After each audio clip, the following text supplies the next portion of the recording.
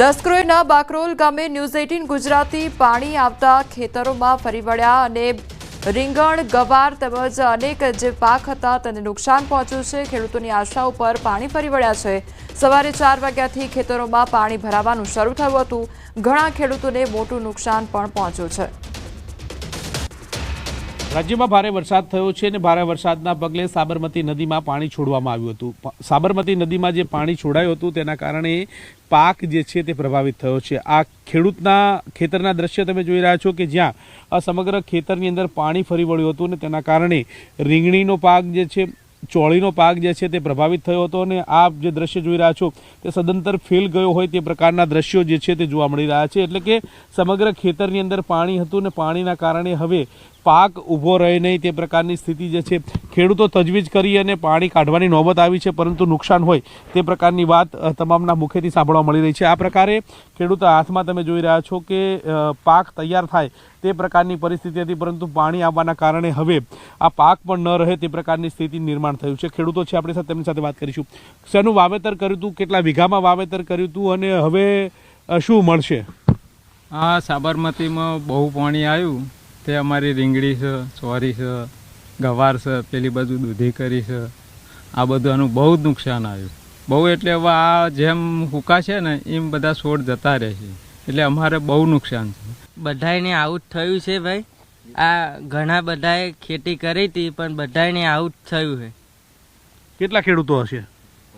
25-30 બધાના ખેતરમાં આવું છે? બધાના ખેતરમાં બધા પાક આખો ફેલ? પાક આખો જ ફેલાવશે। ક્યાં ક્યાં પાણી હતું? હજુ પણ પાણી છોડવાની વાત સામે આવી રહી છે? પાણી તો અહીંયા જે સામે દેખાય ને ત્યાં સુધી પાણી હતું અને સવારમાં 4 વાગે પાણી ખેતરમાં ચાલુ થયું હતું ચડવાનું, તે સાંજે 5-6 વાગે પાણી ઉતર્યું હતું। અને કેટલા ખેડૂતો પ્રભાવિત થયા છે? ખેડૂતો તો આમાં આપણે જોવા જઈએ તો બધા ઘણા ખેડૂતો આ બાજુ છે ને આ બાજુ છે, ઘણા ખેડૂતોને નુકસાન તો બહુ થયું છે। ડેટી છે, રીંગણી છે, તે વેઠવાની નોબત જે છે તે ખેડૂતોને આવી રહી છે।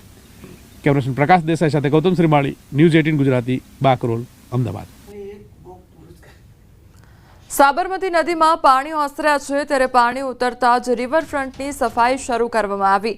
3 જેસીબીથી વોકવેમાં આવેલી માટી ખસેડવાનું કામ શરૂ કરવામાં આવ્યું। સાબરમતી રિવરફ્રન્ટ વોકવે સુધી પાણી આવી ગયું હતું। સાબરમતી નદીમાં પાણી ઉતરતાની સાથે જ અત્યારે રિવરફ્રન્ટની સફાઈ છે તે શરૂ કરી દેવામાં આવી છે।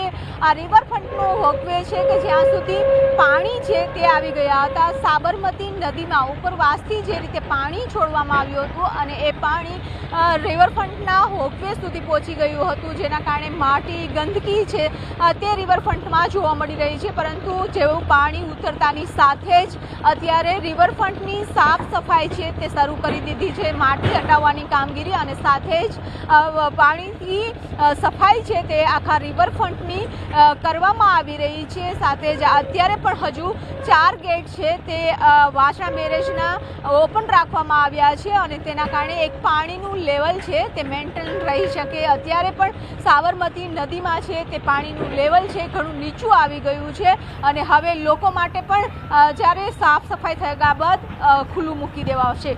કેમેરામેન ખેંકર રાઠોડ સાથે પટેલ, ન્યૂઝ 18 ગુજરાત।